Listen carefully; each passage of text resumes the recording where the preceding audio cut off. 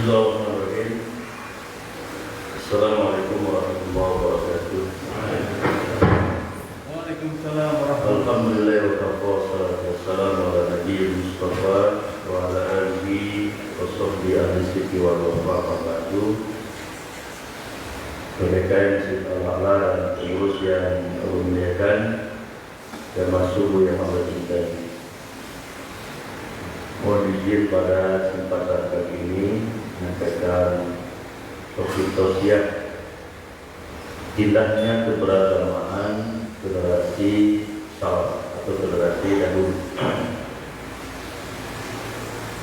Ada 4 yang ingin saya kemukakan,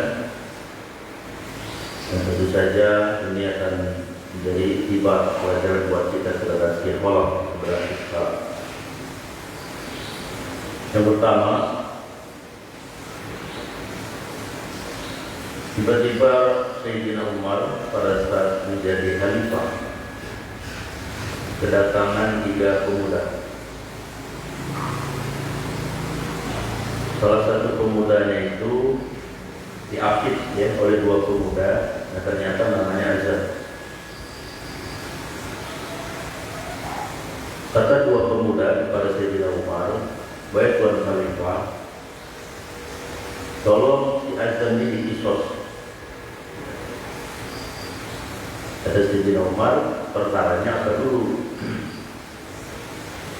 Dia telah membunuh ayah kami, wahai Tuan Khalifah. Lalu Sayyidina Umar klarifikasi, Azhar, benarkah kau telah menghilangkan nyawa ayah kedua pemuda ini? Bala, iya, benar oleh Tuan Khalifah. Tapi ada persoalan, ada sebab, ada sebab dan akibat.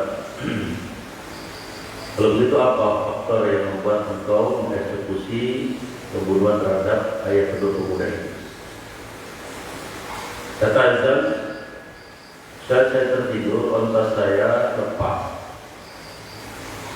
Lalu onta itu masuk di perkebunan ayah kedua pemuda ini. Ya tentu namanya onta ya. Onta kan nggak sekolah ya, nggak kuliah. Ya sudah merusak tanaman-tanaman milik bapak atau ayah kedua pemuda ini.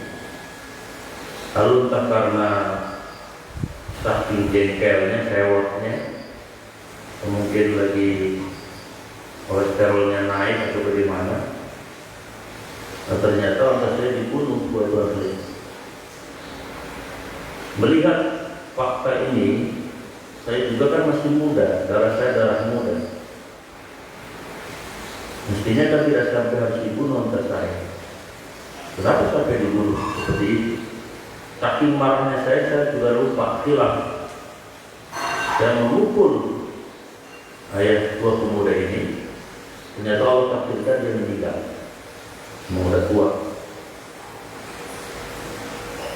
Lalu Sayyidina Umar mengatakan begini, Azam ya, sesuai dengan Al-Quran surat Al-Baqarah 178, ya ayyuhalladzina amanu kutiba alaikumul qisas.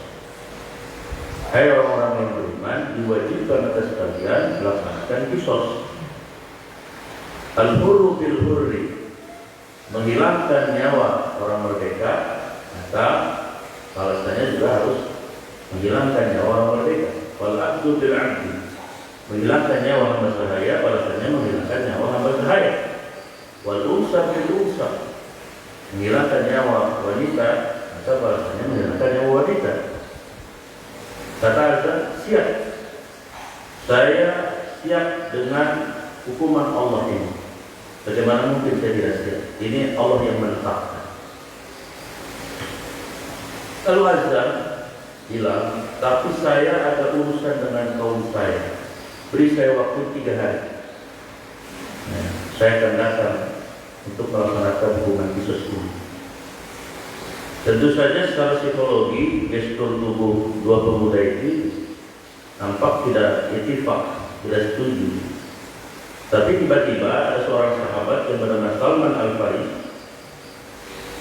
wahai Tuan Khalifah, kalau dia tidak datang saya yang jamin. Semua tercengang. Salman jangan main-main. Ini kisos loh. Ya, saya tahu ini kisos. Saya menjamin dia. Kalau dia tidak datang, saya yang dieksekusi. Singkat cerita, 3 hari itu berlalu. Katakanlah perjanjiannya jam 10 pagi, jam 9 belum datang, jam 9.30 belum nyampe, jam 9.45 belum juga datang. Wah, semuanya, terutama Salman ya, wajahnya dilihat semua para sahabat yang lain. Waduh, kenapa? Karena itu kasihan sama Salman. Tapi akhirnya kira-kira jam 9.49, kira-kira kurang 10 menit nyampe tuh di azan. Dia pada bayangan kecil semakin besar. Ketika sampai, subhanallah, itu si azan tergopoh-gopoh luar biasa. Bahkan saking tergopoh-gopohnya, badan-badannya ini luka-luka kecil, kena duri-duri. Nah, disinilah indahnya keberislaman para sahabat atau generasi dulu. Sayyidina Umar sebagai khalifah nanya, azan, ya, gak baik buat khalifah. Kenapa kamu datang? Kalau kamu pergi juga gak apa-apa. Azan bilang, Tuan Khalifah, saya membuktikan bahwa Islam itu menepati janji. Surat Al-Mu'minun ayat 8, wali amanatihim wa ahdihim ra'u. Ciri mukmin itu adalah mereka yang menepati janjinya. Sementara ciri munafik adalah ayatul munafiqi salah. Ciri munafik ada 3, yang hadasa kadzdzaba, kalau bicara dusta, wa idza tu'mina khana, kalau dipercaya khianat, wa idza wa'ada akhlaq, berjanji dusta atau membelahkan. Saya ingin buktikan bahwa Islam itu adalah komitmen terhadap janji. Masya Allah, semuanya bertasbih subhanallah, alhamdulillah, wa la ilaha illallah. Lalu Sayyidina Umar nanya kepada Salman, udah baik Tuan Khalifah, kenapa antum berani-berani menjamin? Padahal antum juga belum begitu kenal dengan pemuda ini. Apa jawab Sayyidina Salman? Tuan Khalifah, saya ingin membuktikan bahwa Islam itu mengajarkan sesama mukmin adalah bersaudara. Innamal mu'minuna ikhwatun wa aslihu baina akhawaykum wattaqullaha la'allakum turhamun. Al-Hujurat ayat 10. Bahwa setiap mukmin itu bersaudara. Tafsir dari ayat ini adalah hadis al-mu'min lil mu'min kal bunyani, atau di hadis yang lain kal jasadi wahid. Mukmin satu dengan mukmin yang lain itu seperti satu bangunan yang kokoh saling menguatkan, seperti satu tubuh ya. Apabila salah satu ada yang sakit, ikut merasakan sakit. Saya ingin buktikan itu, wahai Tuan Khalifah. Dan saya tidak melihat ada kedustaan di mata pemuda yang bernama Azad ini, karena saya dilarang juga untuk negatif thinking kepada sesama mukmin. Bukankah Allah memerintahkan di surat Al-Hujurat ayat 12, ya ayyuhalladzina amanu istanibu katsiran minadh-dhann. Orang-orang beriman, jauhilah dari kalian yaitu negatif thinking, terutama kepada sesama mukmin. Maka saya yakin dia akan datang. Semua bertasbih subhanallah, Allahu Akbar, semua bertasbih. Nah, ternyata terakhir dua pemuda itu kemudian bilang seperti ini, wahai Tuan Khalifah, kalau memang begini kenyataannya, maka saya sudah sepakat. Kami memaafkan azam. Masya Allah. Jadi azam tadi dimaafkan, tidak perlu dieksekusi, kisos. Kata Sayyidina Umar, benar tak? Iya benar. Memang kenapa? Ya, kami ingin membuktikan bahwa seorang mukmin itu pemaaf, apalagi kepada sama mukmin yang sudah bersusah payah menegakkan aturan hukum Allah. Apakah lagi cuma hanya kesalahan-kesalahan kecil, menghilangkan nyawa pun dimaafkan. Kamu tidak perlu minta dia, tidak usah. Dan kalau dalam fikih itu, kalau pelaku pembunuhan dimaafkan, dia wajib tetap membayar dia. Ya jangan main-main Pak. 100 ekor onta. Satu onta berapa? 50 juta ya, 100. Tapi itu pun dibebaskan. Inilah betapa nyawa orang beriman itu mahal harganya, luar biasa. Dari surat An-Nisa ayat 93, Allah memberi warning, peringatan. Betul, para siapa yang menghilangkan nyawa orang beriman walaupun satu orang, mukminan, orang beriman, muta'amidan, unsurnya kesengajaan, fajazahu, maka Allah akan membalas jahannam khalidan fiha, pertama neraka jahannam kekal, ghadiballahu alaihi, kedua Allah murkai dia, ketiga wala'anahu, Allah laknat dia, wa Allah adzaban alim. Dan yang keempat adalah Allah siapkan neraka yang sangat pedih. Itu kalau menghilangkan nyawa orang beriman sakit. Kemudian di Al-Maidah ayat 32, man qatala nafsan bi ghairi nafsin faka'anna nama qatala an-nasa jami'an wa man ahyaha faka'anna ahya an-nasa jami'an. Menghilangkan nyawa manusia. Nah, di sini bukan orang Islam saja, yang penting manusia. Itu seperti menghilangkan 7,8 miliar manusia yang ada di muka bumi. Menghidupkan mereka atau menjadi wasilah sehingga mereka hidup seperti menghidupkan semua nyawa manusia, luar biasa. Bahkan di dalam hadis ya, riwayat Imam Tabrani itu disebutkan apa, lazawalud dunya wa fiha ahwanun min qatil mu'min bi ghairi haqqin. Jadi lenyapnya dunia ini dengan seluruh isinya itu lebih murah di mata Allah dibandingkan ada nyawa orang beriman hilang atau dihilangkan atau dibunuh, luar biasa. Jadi intinya tadi semua akhirnya menangis berpelukan. Azabnya tidak ada di eksekusi, malah kemudian menjadi teman yang luar biasa pada si pemuda tadi.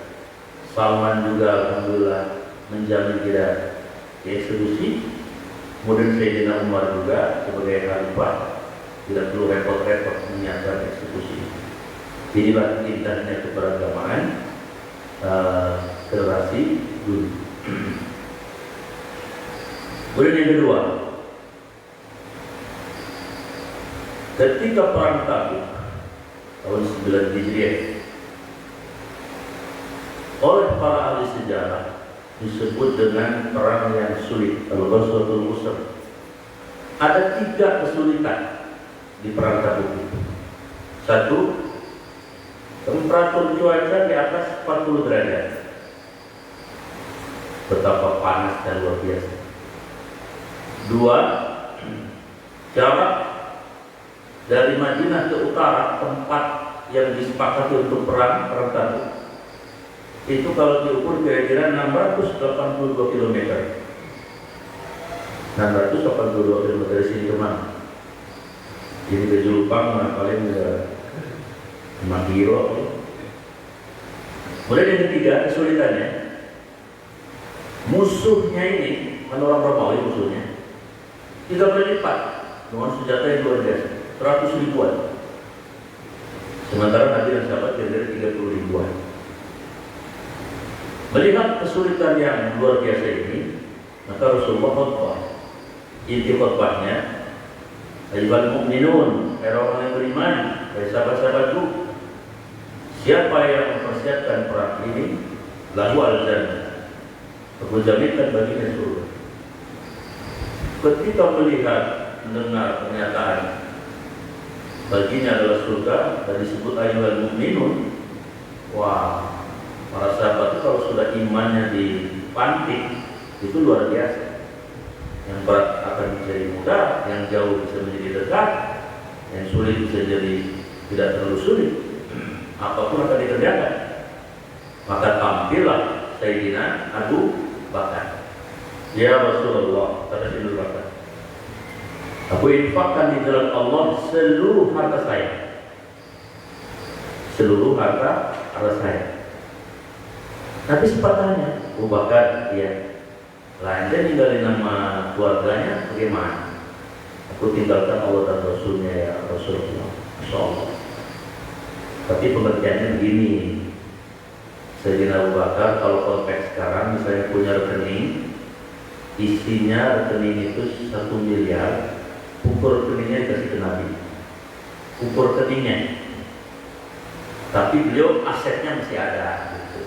Aset rumah masih ada. Ya. Jadi Sayyidina Abu Bakar terpatik imannya, semua uangnya dikasih. Ya, luar biasa ya. Yang kedua Sayyidina Umar. Kata Sayyidina Umar, ya Rasul, kalau saya separuh harta saya saja, separuh. Jadi kalau Sayyidina Umar punya rekening 500 juta, 250 juta dikasih kepada Rasul untuk persiapan perang tadi. Luar biasa. Nah yang paling hebat adalah menantunya dia. Menantunya beliau siapa Pak? Hah? Ini pura-pura nggak tahu Bapak, ngerada bingung. Sayyidina Utsman. Apa kata Sayyidina Utsman? Ya Rasul, saya infakkan 900 ekor onta. Onta Pak, bukan ayam pitik. Masya Allah. Onta ini bukan entong. Masya Allah. Tadi kira sudah, masih berdiri. Nanti nanya lagi, semua ada ya Utsman, apalagi? Tambah ya Rasul, saya infakkan 100 ekor kuda terbaik. 100 ekor kuda. Ini kalau sekarang mobil ya mungkin ya. Dikiranya udah selesai. Sayyidina Utsman masih berdiri.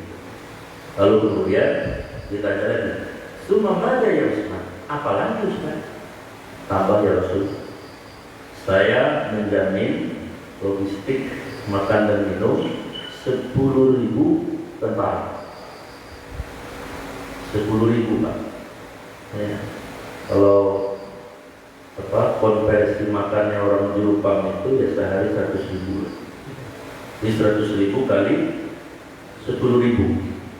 Terus ribatnya ini memang akhirnya perang Tabuk itu nggak terjadi karena Romawinya nggak berani takut. Tapi 52 hari ribat berjaga-jaga. Berarti kan 100.000 kali 10.000 kali 52 hari berapa banyak? Puyeng-puyeng saja.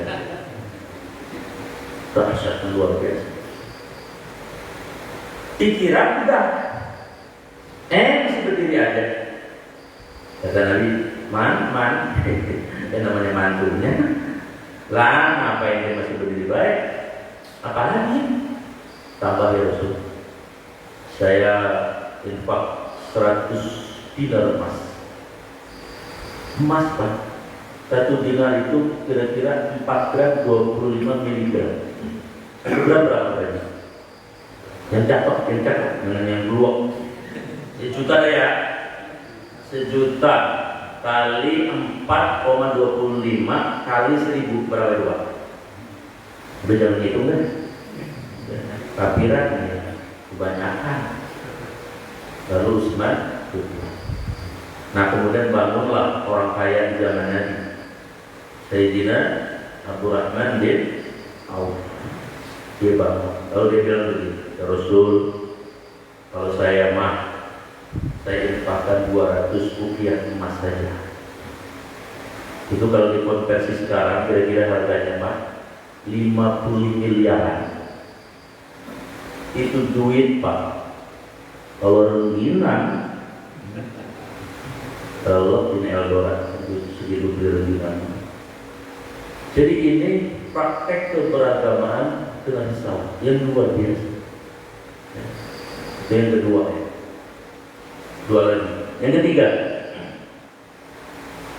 mungkin sudah banyak yang mendengar kisahnya Sya'ban. Sudah dengar belum? Hah? Ini udah bulan lama Pak. Disuruh nikah lagi. Sya'ban, satu-satunya sahabat Nabi yang kebiasaannya adalah kalau pasti di depan sebelah kanan di pojok. Kalau sholat lima waktu begitu aja, semua orang udah tahu tuh kebiasaan dia. Ya.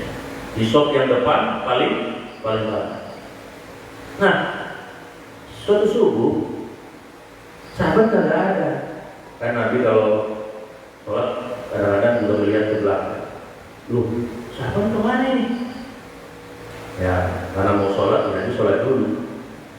Selesai sholat, baru Nabi nanya, Aina sahabat, man ya'rif sadar sahabat? Siapa yang tahu mana sahabat?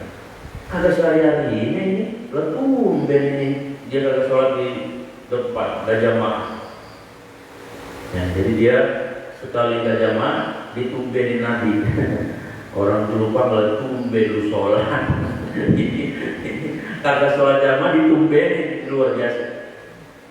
Nah, ini salah seorang sahabat mengatakan, Araftu ya Rasulullah sakanuhu, saya tahu rumahnya dia. Baik, kata Nabi, hayya nadhhab ilaih. Ayo kita silaturahmi. Ada apa? Tumben dia tidak sholat jamaah. Nggak ada lagi tempatnya, biasanya dia yang tempatnya. Disebutkan di hadis itu, yamshi Rasul, Nabi berjalan ala aqdami, dengan kakinya, jadi nggak pakai kendaraan. Ila sakani Sya'ban, menuju rumahnya Sya'ban. Disebutkan di sini hadisnya, salasa sa'at. Berapa? 3 jam. Jadi Nabi ke rumahnya Sya'ban jalan 3 jam. Berarti logikanya gimana nih? Sya'ban kalau mau sholat berarti berapa gimana? Kalau misalnya zuhur jam 12, berarti dia berangkat jam berapa? 9. Mungkin dia sambil jalannya, oke lah, jalannya cepat luar biasa ya. Ya katakanlah jam 10 kali. Ada orang Eldor begitu. Hah? Kadang 500 meter dari rumahnya, kayak kakinya digantungin berat 6 ton ya. Di Julupang ada apa yang model kayak gitu. Di sini mah rada mirip juga ada satu mah juga kalau nggak ada lah. Buktinya ini yang warga banyak, ini udah terlalu banyak. Jadi Nabi sampai terkagum-kagum, Masya Allah. Tadi hadisnya disebutkan ya, yang Muslim itu memang ketika kita keluar dari rumah menuju masjid kan ada 3 keutamaan. Pertama, diampuni dosa setiap langkahnya.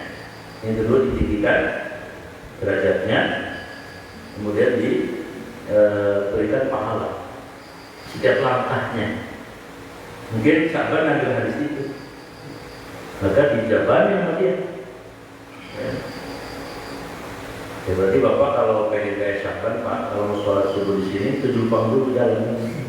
Ngalor, jalan dulu. Insya Allah banyak ke masjid. Sampai tukang nasi uduk depot. Itu dari Tuhan. Nah jadi jamaah yang mulia ya, Sya'ban akhirnya rumahnya nyampe, Nabi sambil dengan sahabat. Begitu nyampe di rumahnya Sya'ban, ternyata sudah ramai di rumah Sya'ban. Apa yang terjadi? Sahabat ternyata wafat, meninggal. Gak sholat jamaah gara-gara meninggal doang. Luar biasa. Ini baru kampungan aja udah sekolah jamaah. Terdirinya bang ke jamaah, Allah juga maklum. Emang apa? Labang cantang bunyi-bunyi. Berarti bang cantang enggak. Nah, kemudian Nabi ditemui oleh istri. Lalu istrinya nanya, Nabi nanya, wahai istrinya Sya'ban, ada peristiwa apa sebelum Sya'ban wafat? Nah, di sini pelajaran. Kata istrinya, wahai Rasul, waktu dia syakaratul maut, dia berkata, lau kana abad minhu wajah, sekiranya lebih jauh dari ini ya. Apa kata hasilnya? Ini maksudnya apa ya? Saya nggak tahu ya. Nabi juga nggak jawab. Maka kemudian Nabi didatangi oleh malaikat Jibril. Lalu turunlah surat Qaf ayat 22 ini. Walaqad kunta fi ghaflatin min hadza fakashafna anka ghita'aka fabassaruka al-yawmal hadid. Walaqad kunta, ya, sungguh engkau Sya'ban telah lupa min hada, dari peramal ini, yaitu kamu sholat di masjid 3 jam. Maka syafna, maka amal jalan kamu 3 jam itu dibuka ketika syahadatul maut. Dan ketika dilihat pahalanya, wah Allah, dahsyatnya luar biasa. Sampai kemudian Syahban mengatakan, laukan akan minggu, sekiranya lebih jauh dari itu. Maksudnya, andai 4 jam dari rumah dijabarin sama Syahban. Oh, begitu ya, iya. Ya. Dan yang kedua, seandainya laukana al-jadid, sekiranya yang saya berikan itu yang baru.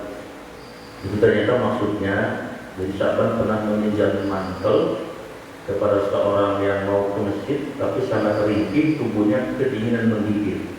Dia pakai mantel 2, mantel barunya dipakai di dalam, mantel jeleknya di luar. Nah, yang dia pinjamkan adalah mantel luarnya. Tapi ketika syahadatul maut ternyata pahalanya dahsyat sekali. Maka dia bilang, seandainya yang kupinjamkan yang baru. Dan yang terakhir adalah laukana kullu, sekiranya semuanya. Di Sya'ban pernah waktu mau makan siang, sudah disiapkan roti oleh istrinya, ternyata datang pengemis. Tidak diusir, malah disuruh makan bareng. Begitu makan bareng, dipotes jadi 2, lalu si pengemis ini makan dengan sangat kenyang dan bersyukur, berterima kasih. Maka kata sahabat, ketika diperingatkan pengalaman luar biasa, seandainya semuanya, maksudnya seandainya dari konteks tidak seperti itu. Nah, ini pelajaran buat kita bahwa amal sosial itu dahsyat luar biasa, dan termasuk pada amal mahdoh, yaitu sholat jamaah. Terakhir, praktek keberagaman para sahabat di zaman sahabat. Yang keempat adalah kisah tentang seorang sahabat yang bernama Hamid. Jadi ceritanya panglima perang Islam ini bingung, bentengnya Persia ini susah ditembusnya. Lalu ketika malam, kira-kira jam 2, Hamid bangun. Lalu dia bertekad bulat akan masuk ke bentengnya musuh. Lalu dia siapkan siangnya segala sesuatunya. Pintu gerbangnya kan tinggi, lalu dia pakai galah. Dan dia naik ke galah itu, loncat. Kemudian karena malam-malam mereka tidak dalam keadaan siap, musuhnya itu dibunuhlah yang ada di jagain pintu itu. Ibu dengan teriakan takbir yang membahana luar biasa. Sementara yang lain sudah pada sholat tahajud, mendengar teriakan takbir yang membahana, bangun semuanya. Lalu mereka merunduk di situ. Dan ternyata kemudian dibukalah benteng musuh itu, lalu pasukan Islam masuk, dan kemudian benteng itu jebol karena ketika selesai peristiwa ini, lalu paginya apel. Panglima Islam mencari siapa semalam yang masuk ke benteng musuh. Yang resikonya adalah nyawa pasti. Ketika apel, izin sadayana, nggak ada yang mau ngomong, semuanya diam. Sekali lagi kata panglima, siapa semalam yang masuk ke benteng musuh? Nggak ada yang jawab. Sampai akhirnya besok malamnya terjawab. Ketika panglimanya sedang sholat tahajud, datanglah seorang laki-laki, Assalamualaikum warahmatullahi. Lalu dia bilang begini, Tuan Panglima, ya, Anda kan pengen tahu siapa yang masuk ke benteng, yang resikonya nyawa itu. Ya, saya sudah umumkan tapi tidak mau ada yang mati. Saya tahu proses orangnya Tuan. Tolong segera saya kasih tahu siapa orangnya. Saya mau kasih hadiah. Nah, tapi dia minta syaratnya 3. Apa syaratnya? Mau minta apa dia? Jangan datang minta emas. Gini kain lagi juga oke-oke aja. Terus saya cari udah. Ya enggak boleh, gadis boleh. Ini mah intermezzo ya. Jadi nggak mungkin kayak gitu kan. Lalu apa yang terjadi? katanya begini, syarat yang pertama, kalau Tuhan sudah tahu, dia tidak mau namanya diumumkan di hadapan manusia. Waduh, belum mau diumumkan, dia nggak mau, karena dia hanya mau tahu diketahui oleh Allah. Yang kedua, kalau Tuhan sudah tahu dan dia tidak mau diumumkan, dia tidak mau dikasih hadiah dari Tuhan apapun. Masya Allah, kok begitu? Iya. Dan yang ketiga, kalau Tuhan sudah tahu dia orangnya itu, maka dia tidak mau dinaikkan pangkatnya berapapun saja. Waduh, kata si Parlimen, luar biasa nih. Siapa orang? Orang yang ada di depan Tuhan sendiri. Waduh, ternyata dia orang. Luar biasa. Ini praktek keberagaman generasi pantes. Generasi dulu itu disebut dengan khairul qurun ya, generasi emas. Karena memang nilai-nilai Islam dipraktekkan, diaktualisasikan, diimplementasikan di bumi. Sehingga indahnya itu sampai hari ini sudah 1400 tahun terasa adanya. Mudah-mudahan menjadi inspirasi buat kita semua. Amin. Ya Rabbal Alamin. Sebelum doa, ada yang mau nanya atau baik? Ini kepada kalam-kalam benar ya. Nah, seorang tua. Jadi berhubungan dengan menghilangkan nyawa seseorang. Ya. Baik yang sengaja maupun tidak sengaja, jadi kita sampaikan kisos. Iya, kisos. Dan seandainya mungkin dimaafkan sama ahli waris, ya, keluarga yang korbannya, berbaik-baik dia. Adanya dia tadi. Ya. Itu dalam kasus sengaja atau tidak sengaja? Kalau yang sengaja. Kalau yang sengaja. Sengaja. Tadi kan dia dipukul, tapi tidak bermaksud untuk membunuh. Ya, akhirnya meninggal. Dia tidak mengatakan saya tidak sengaja, tapi dia memukulnya, sengaja memukul. Jadi hanya kasus untuk yang sengaja saja ya? Iya, sengaja. Ya. Ya kalau saya lihat sekarang ini Allah, orang menghilangkan nyawa itu biasanya malah dia ancamannya berat luar biasa. Orang yang udah jelas-jelas ketahuan aja sampai sekarang, bahkan di proses-proses, ngomong yang meninggal kan pelakunya udah ketahuan, jadi diem baik. Kalau di dunia oke, mereka diem numpang di akhirat. Kalau kata saya mendingan di sini selesai, nanti nggak di Solo. Nah, ada kasus atasan saya Ya. pernah menghilangkan nyawa seseorang tanpa sengaja. Tanpa sengaja. Jadi mungkin ini buat pelajaran kita semua dalam hal pengendara kendaraan. Oh. Pada saat beliau di jalan tol dalam menuju arah Tanjung Priok, ada seorang tua yang mungkin sudah bilang akan Alzheimer ya, dia nggak tahu, dia tidak bisa menghindar dan tidak melihat orang tua itu menyeberang, ketabrak sama atasan saya, dan akhirnya dibawa ke rumah sakit meninggal. Nah setelah diurus, polisi mengatakan bahwa atasan saya tersebut tidak bersalah karena dia menyeberang di jalan tol layang yang arah Tanjung Priok.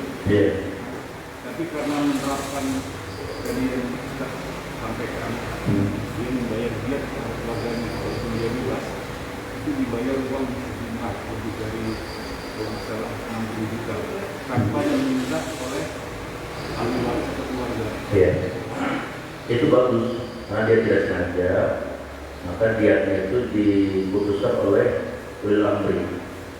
Ya. Itu saya kira bagus. Tapi kalau sengaja, memang dari polisi bilang benar ya, jalan tol kan. Bagus itu.